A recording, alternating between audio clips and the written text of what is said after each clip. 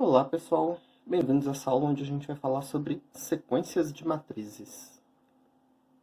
A minha ideia aqui é apresentar uma aplicação de algumas coisas que a gente viu e, portanto, eu não vou ir muito a fundo nos resultados, certo? Eu não vou demonstrar alguns teoremas que vão depender de conceitos e teoremas de sequências e séries de números que talvez alguns de vocês ainda não tenham visto. Então, antes de introduzir o conceito de sequência de matrizes, eu vou introduzir ou relembrar para alguns o que é uma sequência, o que é o limite de uma sequência de números. Então, vamos supor que a gente tem uma sequência infinita de números, né? A1, A2, e o termo geral aqui eu vou chamar de AN. Então, vamos supor que a gente tem uma sequência infinita de números reais. A gente diz que essa sequência converge para um número A, se para todo epsilon existir um n0, né, para todo epsilon positivo existir um n0, tal que a partir desse n0, os termos da sequência ficam entre a menos epsilon e a mais epsilon. E apesar da linguagem complicada aqui, o que essa coisa quer dizer é simples. A sequência converge para A se os termos dela se aproximarem do A. Se eu conseguir pegar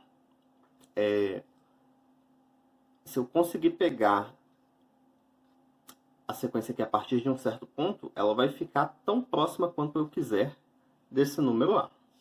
Então, por exemplo, a gente pode pegar a sequência AN igual a 1 sobre N.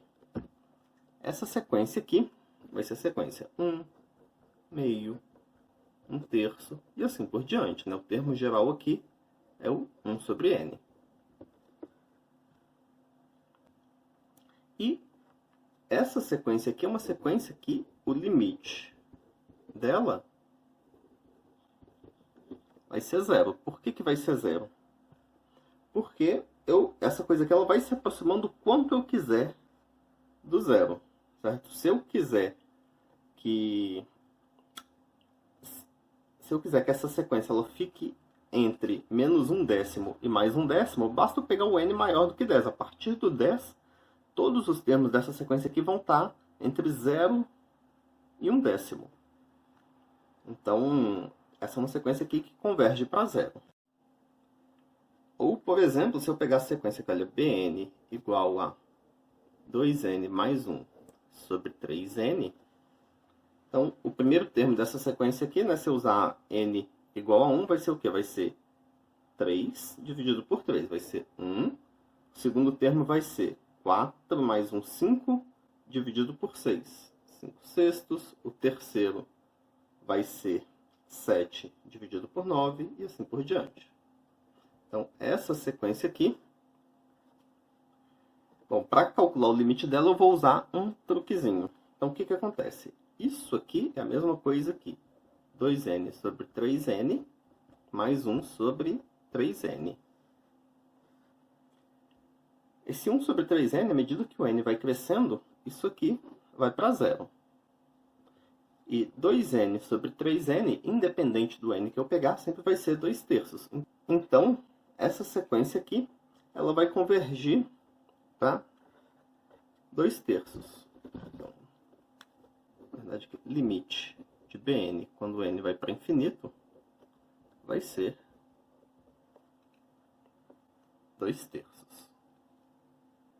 E aqui, a gente vai tratar de sequência de matrizes. Então, uma sequência de matrizes R por S, A1, A2 até AN,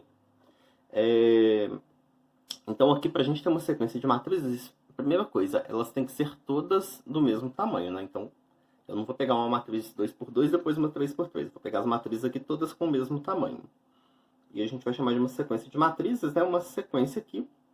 E se a gente olhar para cada entrada da matriz, então se eu olho aqui para a primeira entrada, a gente vai ter uma sequência de números. Se eu olhar para a segunda entrada, vai ter uma sequência de números. E a gente vai representar uma sequência de matrizes assim. Vai ser a sequência de matrizes AN, onde n é natural. E a gente diz que uma sequência de matrizes converge para uma matriz se todas as sequências das entradas convergem para as entradas dessa matriz aqui. Então, a gente diz que a sequência de matrizes aqui converge para essa matriz se para cada ij que a gente pegar, certo? Cada ij que a gente tem na matriz, né? O limite da sequência das entradas ijésimas vai dar a ijésima entrada aqui dessa matriz. Então, por exemplo, se a gente pega essa matriz AN aqui, olha, 1 sobre n, 1 mais 5 sobre n quadrado, 3 e 3n mais 1 sobre 2n, cada uma dessas sequências aqui a gente pode calcular o limite delas e a sequência dessas matrizes vai convergir para essa matriz aqui, porque 1 sobre n converge para 0, 1 mais 5 sobre n ao quadrado converge para 1, essa sequência aqui que é sempre 3, 3, 3, ela converge para 3, e essa sequência aqui, 3n mais 1 sobre 2n, ela converge para 3 meios. E aqui a gente tem o nosso primeiro teorema, seja A uma matriz quadrada, R por R.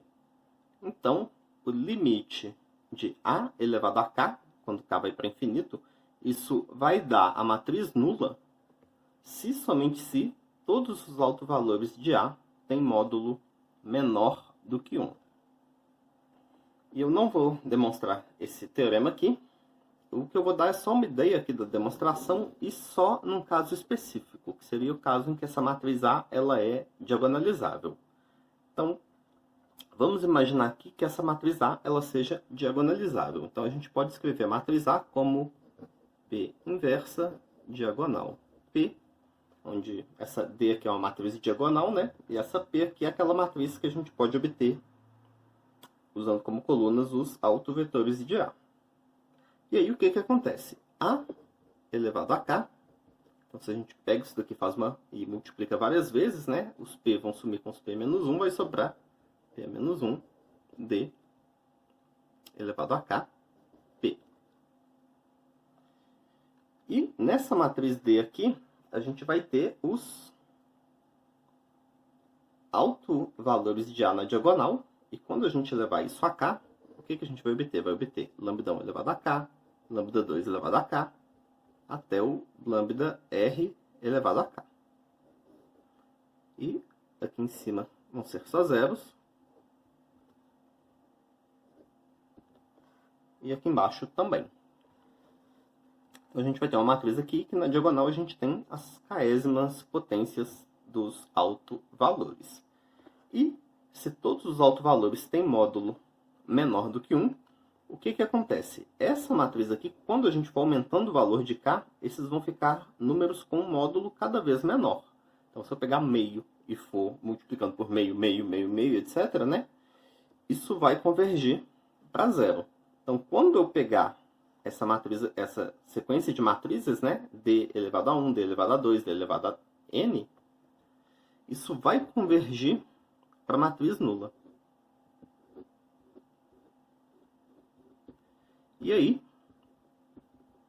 quando eu multiplicar por P inversa aqui e por P aqui, como eu estou multiplicando a matriz nula, isso vai continuar sendo a matriz nula. Então, essa matriz D elevado a K vai convergir para a matriz nula e, consequentemente, essa matriz A também vai convergir para a matriz nula.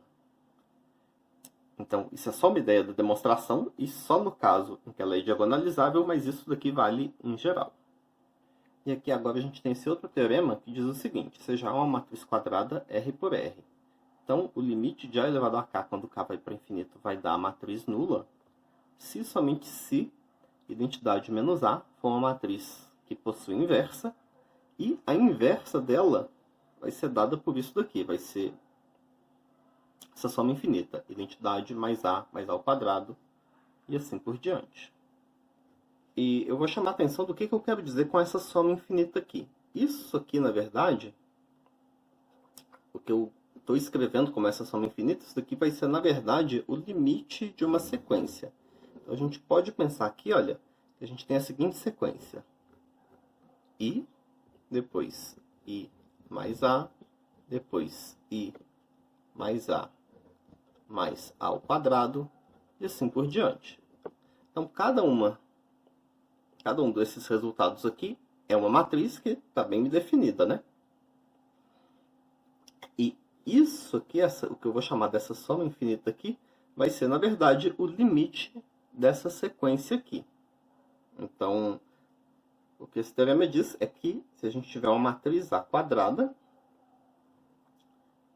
então o limite dela elevado a k vai dar zero, somente se ela for invertível, e o limite dessa sequência aqui for a inversa da matriz, a inversa de I menos A.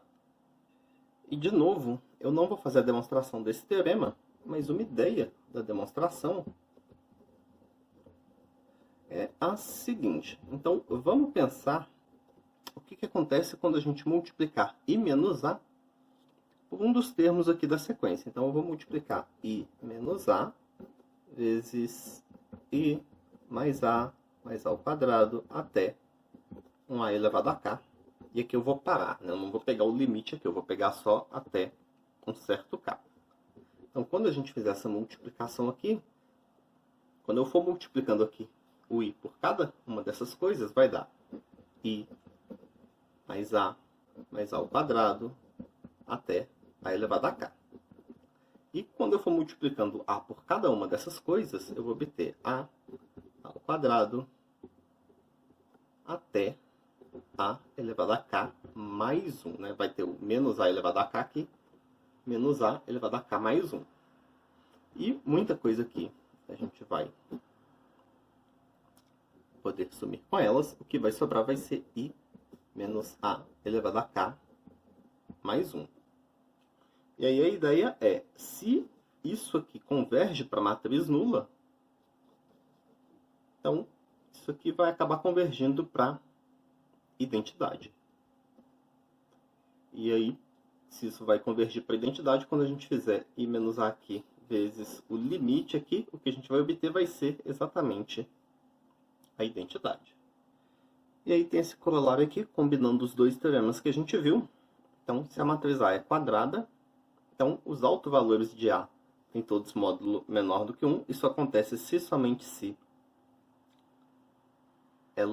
A elevado a K convergir para zero. Isso acontece se somente se a matriz I menos A for invertível e isso aqui valer, né? A inversa de I menos A for igual ao limite aqui dessa soma. E aí uma coisa para a qual a gente pode usar esses resultados é para resolver sistemas lineares. É claro que a gente não vai usar essas coisas para resolver um sistema 2×2, como o exemplo que eu estou apresentando aqui. Mas dependendo do sistema que você tem, certo? Se você tiver um sistema 100 por 100, por exemplo, esse método que eu vou apresentar aqui, ele, com muito menos contas, a gente consegue não resolver ele exatamente, mas chegar pelo menos numa boa aproximação, e que é uma aproximação de uma forma que, se a gente fizer um número infinito de passos, a gente chegaria no resultado preciso. Mas se a gente fizer um número finito, a gente consegue controlar qual que é o tanto que a gente está errando do resultado exato. Mas enfim, vamos lá. Considere esse sistema aqui, 1,03x menos 0,02y igual a 7, 0,01x mais 0,90y igual a menos 5,2. Esse sisteminha, a gente pode reescrever ele da seguinte forma. Então, eu posso pegar aqui, olha, 1 vezes x e deixar do lado de cá, e jogar o restante para lá. Então, isso vai ficar igual a menos 0,03x mais 0,02y, faltou um y aqui, mais 7, que já estava aqui. E a gente faz a mesma coisa aqui, só que para o y. Então, aqui eu vou precisar de 1 vezes y. Então, aqui o que a gente pode fazer é, eu somo 1 vezes y menos 1 vezes y, né? Então, vai ficar aqui y menos 0,10y, e aí eu jogo tudo para lá. Então, a gente fica com y igual a menos 0,01x mais 0,10y menos 5,2.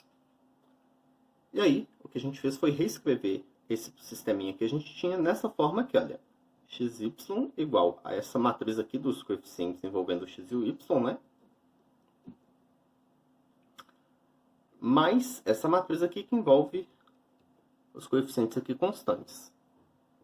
Né? O 7 menos 5,2. Então, escrevi como x igual a mx mais n. Então, aqui eu vou mostrar qual que é o método que a gente pode fazer para resolver esse sistema, e depois eu vou justificar por que ele funciona, né? Por que não é mágica que ele chega no resultado do sistema. Então, a gente tinha o sistema, né? X igual a mx mais n. E aí o que eu vou fazer? Eu vou chutar aqui qualquer valor, qualquer matriz, né? Para colocar no lugar de x aqui. Eu vou pegar x1 igual a 1, 0, por exemplo. E aí eu vou fazer o seguinte processo. Eu vou criar um x2 que eu vou calcular como mx1 mais n. Então, eu pego isso daqui e eu vou obter uma matriz x2. Depois eu vou obter uma x3 que vai ser mx2 mais n. E assim por diante. Em cada passo, eu vou definir xk mais 1 como sendo mxk mais n.